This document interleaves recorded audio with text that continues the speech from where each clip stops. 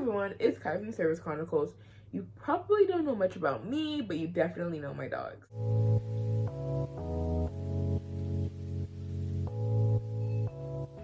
So I just kind of want to have like a sit down-ish type of video because like I haven't want to say like 10-12 videos on my channel, and they're all just trainings and outings and me doing something like exciting, because I feel like, you know, this kind of format is going to be boring. But you know my dogs, you don't really know me as a handler, and I feel like it only makes sense that to see the dog, you're gonna see me, so you might as well get like to know me and kind of what I want the channel to be. For starters, I want to say hi, I'm Kai, formerly welcome to the channel. I'm 20, I've been a service dog handler since high school. My first service dog was Tulsie. She was a rescue who is now 3 years old, turning 4 next month. And Onyx is currently my prospect / service dog in training. I don't know, I use those interchangeably because she's throwing me off sometimes. But she's now 7 months. And I kind of just like give y'all a little like background like on me. I'm a teacher. I currently teach preschool. I've been in education since I started high school. It's something I really enjoy. My dream job though, I feel like I want to do something like, I still want to do education, but like I feel like I want to do something more like animal based, like the vet med type of area, but you know, it's whatever. I want to give you guys a nice little thing and kind of go over, you know, why Tulsie's not really on the channel as much, why I chose a corso as my service dog, and just general basis. I did ask, I put like a community note up on the channel to see if anyone who does watch my videos from time to time has anything they want to know. So that's also included here, because I kind of have like my notes just of little things I kind of want to get answered. I kind of had to write a script for myself for this because I just don't know what to say. But you know, here goes up. Okay, so first question. Why I chose a cane corso and the difference of having a female versus a male. So, for basis, I love the breed. I've always been a big dog person. I've had my fair share of little dogs. I love them, but like me and a big dog just really go together. And I love the corso breed. Onyx is not my first one. My first one was a chestnut brindle boy. Love him to death. And yeah, I think ever since then, just seeing like how loving they can be, it's just been like one of my favorite breeds. So like honestly, corsos are my dream dog. So you know I had to get one when I had to switch out from Tulsie to my next one. Also with having a female versus a male, again, I'm reading from my little notes that I put down here for myself. Females have the more protective instincts because, you know, the maternal. They have a very high intelligence and they are easier to train, because not saying that you can't train a male, but they are stubborn and silly. Speaking from experience. The females are usually like the calmer and more like focused ones. Not saying they can't be trained, but like females will pick up quicker. Also, they're very nurturing, they're gentle, affectionate. Again, they are calmer, more attentive. They're more connected with their owners, I feel. Because again, I'm speaking from past experience. Although the first corso I had wasn't service dog training or anything like that, I still feel like Onyx is more lovey-dovey and always wants to be like on me and just like next to me. Like even if I'm sitting down, she wants to be laying on my chest, laying on my legs. So you know, they're just more connected. And also, they are very low maintenance. When you're going into like all the different breeds you can have for like a service dog, and for my needs in general, a low maintenance like coat wise dog, because I still do her teeth, her ears, her nails, but coat wise I don't have to spend like 2 hours grooming her. So next one was Fab 4 versus off breed. So the Fab 4 are gonna be dogs like the Labs, Goldens, Poodles, you know, Collies, Shepherds, blah blah blah blah blah. Just the basic dogs that you see in most like breeding programs and more often as service dogs. So Onyx is an off breed because again, she's not part of the Fab 4. I have no problems if you have a Fab 4 dog or you prefer those. That's what you want. That's just not what I want. So a couple like reasonings, and Onyx is upset because she hasn't had dinner yet, but you know, daylight savings did that, don't blame me. some of like the reasons of why most people pick a Fab 4 would be the consistency with temperament, because they're usually like calmer, they're more easily trained, and they have a very high success rate. They're also predictable when it comes to like their behavior, with like socialization is usually easier, and they're more, I want to say, like not kind of like easy, but I guess they're more well-rounded in the service dog aspect, which again, they have the higher success rate. Another thing is like the difference in cost, because if you go to like a breeding program, you could be spending thousands upon thousands on a dog, rather than me getting my off breed from a breeder. It's not going to cost me as much. The training that's going into her will definitely rack up, but overall like beginning costs won't be as much. And also just personal preference. Again, I have nothing against the Fab 4 breeds, it's just not what I want. Next question, why Tulsie isn't on the channel anymore? There's a couple videos with Tulsie and then just shifted straight to Onyx. And I feel like a lot of you know my channel because of Onyx. And I kind of just want to put, kind of out there. So Tulsie to begin with was a rescue through Lucky Dog. I wasn't planning on getting a dog because my first soul dog that had passed, and it was a couple years and I just did not want a dog. It was kind of just, I went up to my mom, I saw her, kind of connected, and then got the dog. I love her. So I know it sounds weird to say she's retired, because again, she is 3 and most service dogs aren't fully trained until they're 2. But she was a unicorn. Not all rescues can be service dogs, some can, and Tulsie was one of them. So I will forever cherish the time that I had with her, but also with the way my medical issues and my health has really declined recently. She's not the dog that can best support my needs. She's not being rehomed. I'm not giving her away. That will never happen. She's my baby. She will always be staying with me. She just won't be like going out with me and, doing the more public access stuff. So a few of the reasons why I also decided to transition her out, besides that, which is her behavior as well. So she just really wasn't in tune with me as much anymore. It was kind of hard working with her a bit, because like she'll be doing one thing and I want her to do the other, so it was very flip-flopped. She was more people and dog focused and excited, not to the point where she'll be barking or anything, but if someone were to come distract her and make like the kissing noises, she's all for it, rather than before I could tell her to leave it and she would leave it alone. Which is also one of the reasons why Onyx is being trained in a different language. Onyx is being trained in Korean and Tulsie was trained in English. So I feel like that also kind of helps that aspect. But that was one of them. And she was still, meeting her sits or her stays, but she wasn't focusing on me as much, and that was causing her to miss alerts. So again, for the better of my health, I cannot have her out with me. And then also, she's just too small for what my needs are now.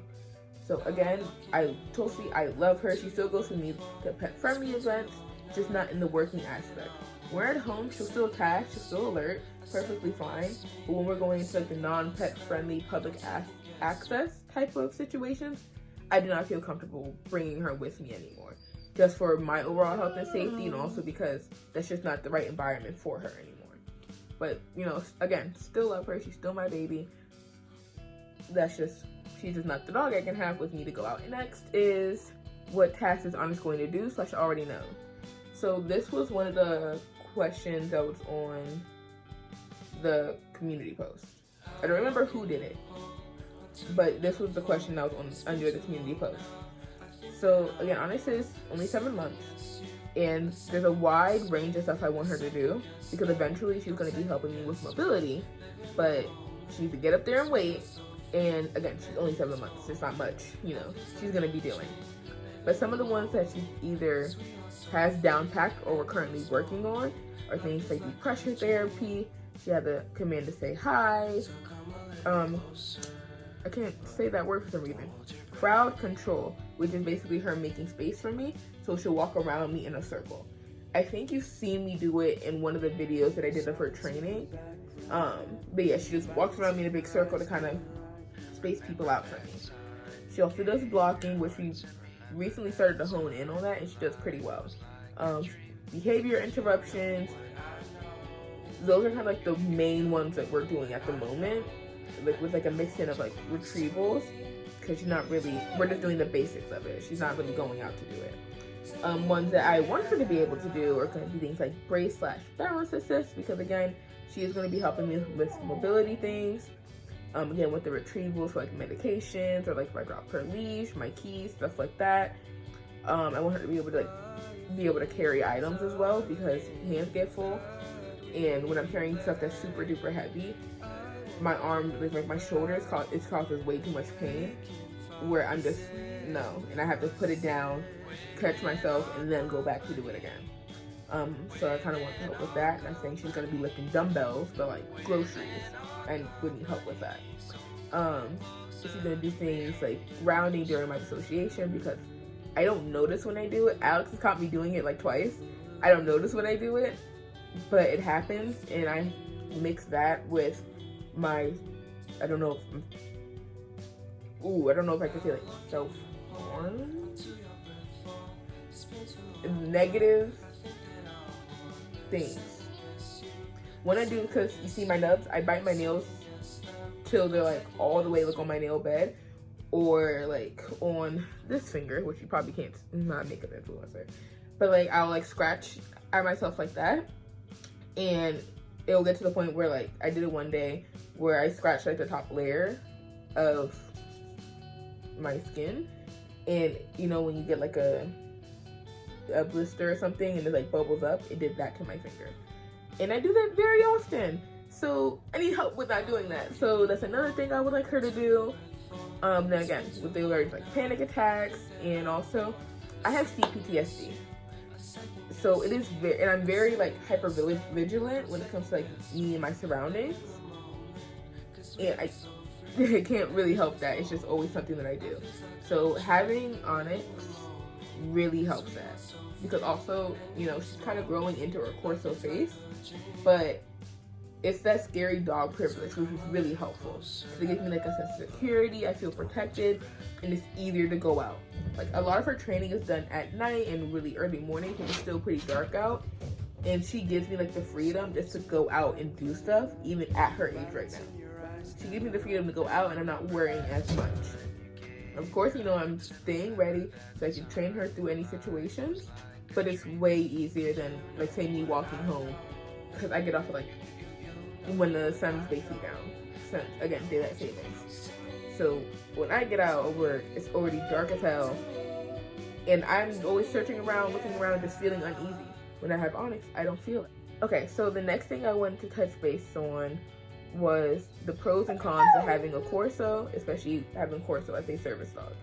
There's another creator that I follow who also has a corso as her service dog, but she has been a great help in making me feel more secure, and again, having this off-breed dog as my service dog. And she also just posts like a lot of little like funny tidbits and stuff, especially when it comes to like diet. I just really enjoy her content. I'm not even gonna lie, I really enjoy her content, so that's that. I also use a couple different like informational things on like training a service dog. Tulsie was fully owner trained by me. Onyx is being trained by me and with a trainer. So things like Doggy U, or it was mix something. I'll put like a couple little things that I personally use to help me prepare and like get everything ready for Onyx. And then, you know, if you're thinking about getting a corso or a service dog in general, use those too, because they really help us. Having like a corso specifically when it comes to a service dog, they're very loyal, family focused, and protective. So like they really bond and connect with their person and with their family unit. So they're not, so again, with like training, they can be wary of strangers, but they're not going to be the first dog to be like, oh, I love you, go up and hug me. They're going to be like, okay, you're there, but I'm going to stick with my mom. Like, unless they really know you, they're not going to go out and do that, which is why Onyx can freely do that with Alex and CL, because she's been around them since she was a baby. They're also, again, intelligent, very quick learners. Onyx has learned a lot of stuff at a very young age, I feel. Like, sometimes it's like, oh, she can know more, but she just turned 7 months. I had her since she was 2 months. So the stuff that she's learned and the stuff that she's proving to me that she can do is way above expectations that I would normally have. So I just need to, you know, bring myself back down to earth with that. And again, she's doing really great. I'm really proud of the work and effort that has gone into her training. but that's not to say that that's 100% the reason why you should get a corso, because there also are downsides, because they're high energy. So while you can be a first-time owner with a corso, it's going to be very difficult to do. I will say they are very high energy dogs. They are a working breed. Onyx is a working line dog, and the breeder I got her from, one of their first questions is, have you owned a giant breed? Because as Alex told me so nicely, since Onyx is over 50 pounds, technically at 7 months, she is a large breed dog right now because she's over 50 pounds. Her breeder asks if 1, I've ever owned a giant breed, 2, if I've ever owned a corso. And those are 2 really big deciding factors on if I would have gotten placed with her or would have gotten her in general, because they are powerful dogs. So you have to be wary of that. They have high demands for training and socialization. These dogs are quick to be people aggressive, dog aggressive, super reactive. It is very, very easy for that to happen, especially if you're like wishy-washy with training, or you're just not like the calm, structured leader. So if you're just barking and shouting orders at a dog, especially a corso, not gonna work. You're gonna think, okay, I can't trust you. You're not a safe thing. I need to protect myself. That's not gonna work. You're gonna be out of hand and gonna be too much. They get over 100 pounds. You cannot do that with this dog. So one of my main things is, you need to have like that schedule. They thrive on a schedule. So she's gonna eat, when she's gonna go for a walk, she knows all that. Know what her training blocks look like, and that has really helped us really flow. So again, you really need to think about that. Also, their health conditions are another thing. Onyx's parents are health tested, and she's going to be continuing to do health testing throughout her life with me, because that's a very, serious thing you need to worry about with your dog, whether it's service dog or just pet. The cardiac, elbows, hip dysplasia, like all those things are what corsos can be prone to. So you need to watch out for it. She will be getting her prelims when she's like 1-2 before she gets her officials with pen hip, OFA. All of them being cleared because I want the best for her. Right? She's even insured. Most people don't get pet insurance. I say invest in it. It's a pretty penny, but it's better to have it than not. I also will say they require a lot of mental and physical stimulation. Because this isn't a dog you can just take around like a 15-minute walk. They pee, they poop, and you go back in the house and go in the crate. That cannot fucking happen. And then again with like, puzzle toys or Kongs, they are helpful, yes, but that will not work for long term. It will not. Onyx is a shredder with her toys. I give her things that she can shred. She's had apples, she's had pumpkins, she's had cabbage. I'm giving her stuff she can shred to get that stimulation. When we are training, it's very focused, very forward, very fluid. We are working, so she can get that. When we're going on our walks, I get up early in the morning. We're at like 5 a.m. going on a walk, so she can be fully just tired, and she lays in her crate, eats her breakfast, goes to sleep. Because that is what they need. They need to actually be fully mentally and physically tired for them to be a calm and structured dog. So again, with going back to the pros and cons, you need to be able to provide that structure and be consistent with it. Because if you're not, things are going to go downhill. When it goes to like the reactivity stuff. These dogs are powerful dogs.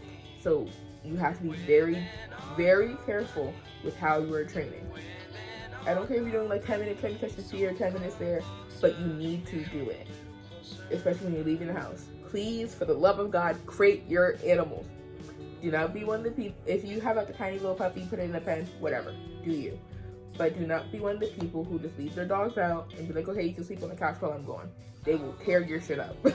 I'm so honest. If you're not getting, even if you do give them the stimulation they need, most likely they will tear your shit up because they are watchful dogs.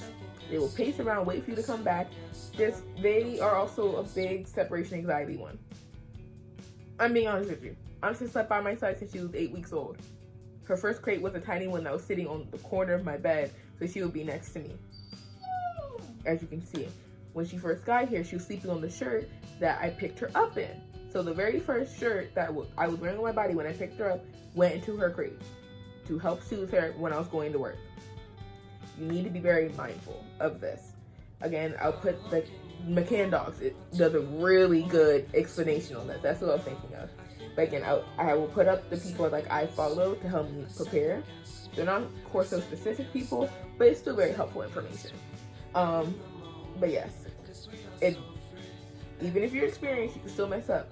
But if you're inexperienced, it's your first corso, please take the time to do the research and make sure you can really put in all of your effort into this dog. You are going to need it.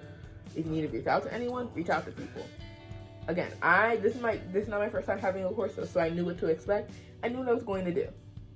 So I'm not like this big famous, have like 100 million people following me, but I know a couple things. If you're getting the same kind of dog, or you're just like, what do I do? I have an Instagram, I have a TikTok, just message me. I'm not gonna be like, heavens, like, no, I don't care. Just shoot me a message, leave a comment, and I'll try to respond to it the best I can. I really don't care. I'm here to help because I know how hard it is to do with all of this, especially when it comes like the potty training and stuff. So next off is advice I would give my past self from my current knowledge. So I don't know if I wanted to make this to be like past knowledge from having Tulsie as my first service dog, or if I want to do this before having Onyx. But in general, my main points that I keep going back to is just the consistency. You need to have the drive. You have a high drive dog, you need to somewhat build the drive. If you're not bringing the fun and motivation to your training sessions, your dog's not going to do it either. Like, you have to make it fun. Like, if that makes sense. Like, no one wants to do 2 hours worth of studying, so you do something to make it fun. You put some music in the background, you study with a friend, you take like a 30-minute break and play a game. You have to make it fun so both of you guys can communicate well. I started her training as soon as she came home. She was already getting exposure and stuff with her breeder, but the second she came home, her sits were the first thing we were doing, her downs, like, we were working on the basics, but that wasn't my sole focus of getting her trained.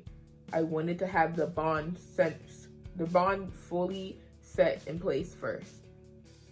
These dogs, in their brain, they have a space that's right up there specifically for your face. Make it a good one. Make it when they look at and they're like, you are home, you are safe, you are my person. Be that. Like, if you are training a dog as your service dog, if they want to lay in your lap instead of pushing them away, encourage that. That helps build on DPT. That's what I did with Onyx. But that relationship should be coming first. You can always train obedience, you can always do all of this. That relationship, like, trumps all of that. So that's one thing that I would really put out there. Another thing is, it is going to be a mental battle, so surround yourself with a really good community. I started this channel just as a little funsy thing on, like, a spur of the moment with Alex. But having Alex, having our trainer, having her breeder, like, having that, even though it's super small, having that community is worthwhile. So, hey, I feel like I'm more confident. I can reach out and be like, hey, what is this? Like, I don't really use Facebook, but on like my personal Facebook, I'm in 2 different Facebook groups. One for training a corso and one for service dog training that are like owner trained. I'm in both of those. You share information. It just works. You have to kind of put yourself out there a bit, but if you find the right people, it makes the journey a lot less nerve-wracking. So I really say, push for that. Another thing I want to say is just have fun with it. Like, I'm sorry, but dog training needs to be fun. I don't know who said be strict, be this alpha macho. See them on. Don't do that. You can work in tune with your dog. You can be one with your dog, but you need to put in the effort and have fun with it. Because if I'm just saying with Onyx,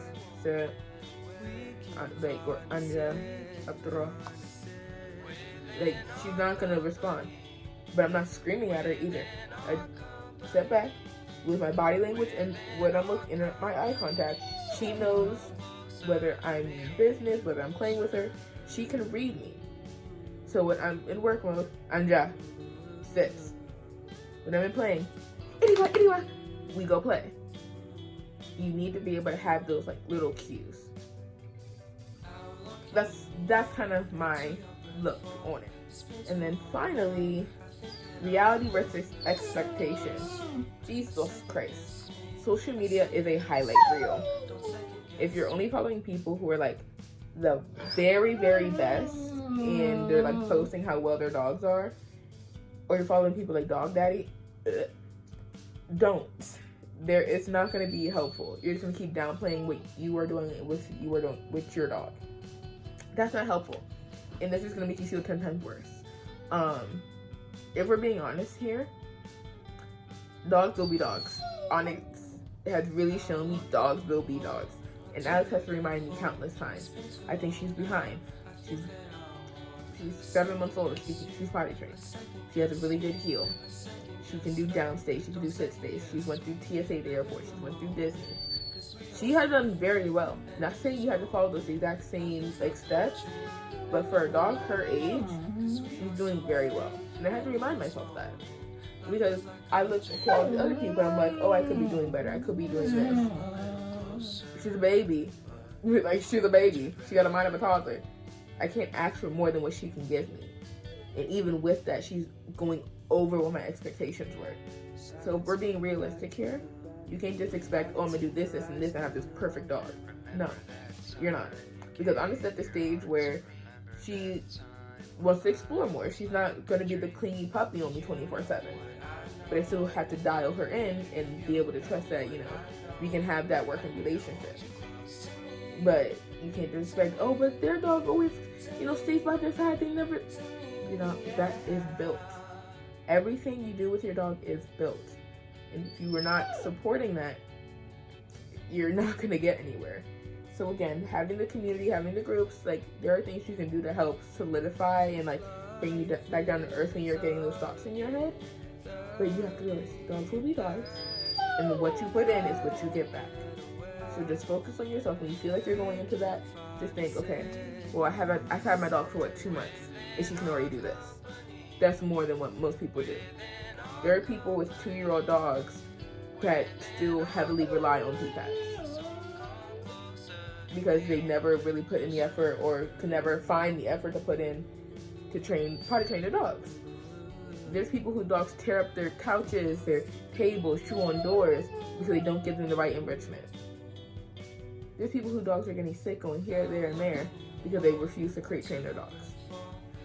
It could be worse, and you are doing good as you are. That's one thing I would always tell myself that I would have to remember.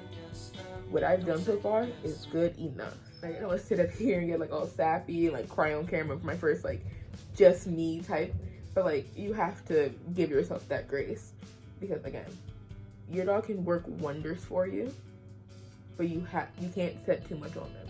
You can't expect a 30-minute downstay in a perfect settle. You can't. It has to be built. You have to, you know, give your dog that. She's in her thing where she doesn't want to do sit stays or downstays for that long. You know, okay, we gotta go back to the basics and redo it. That's just what dogs do. She's gonna do it again when she's in her adolescent stage. You just have to push through and do what you can to meet your dog where they're at to build them back up. That's why I keep saying the relationship is the strongest point and the one thing that you really need to focus on. But I don't want to drag this on and make like this an hour-long video, but yeah. Definitely just, if you want to take any pointers of what I said, go ahead. Again, I'm free to be reached out. I'm not a million subscribers deep. It's nothing real serious. But I just wanted to put this little video out here so you guys have like a basis of me and my dogs and how life is. But I really hope you got something good from this video. You learned something new, or you feel like you want to stick around. Again, I want this channel to be like, not really all over the place, but I want it to be kind of like informative or just like fun. I don't want it to be like boring and just the same thing over and over and over and over. I also want to do something I talked about in a video that I did a while ago of a puppy process / series from choosing a breeder to getting your dog. It's again what I have in my notes. So I kind of want to do that and kind of give you guys a step-by-step on what at least it was like for me when I was getting Onyx. So if you would like that, let me know in the comments. If you did enjoy this video, please leave a like on it, because that makes me feel really good and makes the dogs feel really good. Again, leave a comment, anything else you want to see from me, anything else you would like more information on, or if you want, you know, where's and when for the puppy process idea. If you really enjoyed this and you want to stick around to watch me train, honestly, my next fully trained service dog, or just figure out the antics we're going to get into, please consider subscribing and staying along. I really enjoyed making this video for you guys, and I do want to, keep putting them out because it is a very nice, fun hobby. But I will see you guys in the next one. You are amazing. Have a great day. Toodaloo.